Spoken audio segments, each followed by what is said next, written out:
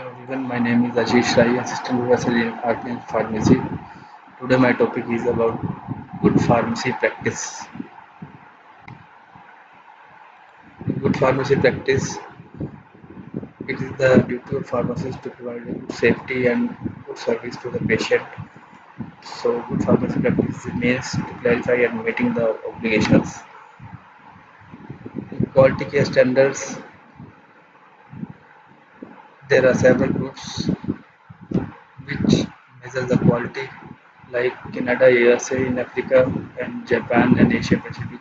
In Europe, there are several countries which measure the quality care standards, and the purpose of quality care standards is for the development of specific area and the generic approach which we provide to the patients. In quality care standards, the presentation is given by their guidelines and audit are mandatory field for quality care standard. The philosophy of pharmacy practice is to provide the medications and other healthcare services to the patients. So it is a philosophy of practice with the patient and the community as the primary beneficiary of pharmacist action. In pharmaceutical care, the patient-centered practice in which the pharmacist assumes the responsibility of pharmacist's updated needs and is held accountable for his commitment. And in GPP, there is a guidelines which are based on the pharmaceutical cares given by the pharmacist, which promotes the promotion of health, medicine services, medical device, and patient self-care, and improving prescribing and medicine use by pharmacist activity.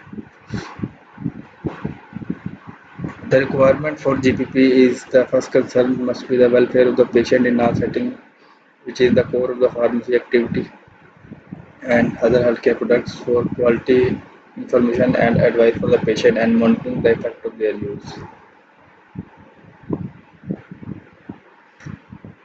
In GPP, the basic need of pharmacist is the counseling of the pharmacist. Counseling of the pharmacist is very essential in GPP requirements, like at what time the medicine should be taken and with whom, with the food or meal which is required for the patient, or any underlying effect like adverse drug reaction should be monitored after that, and the pharmacovigilance, if there is any ADR occurs, the pharmacovigilance committee should be informed about that.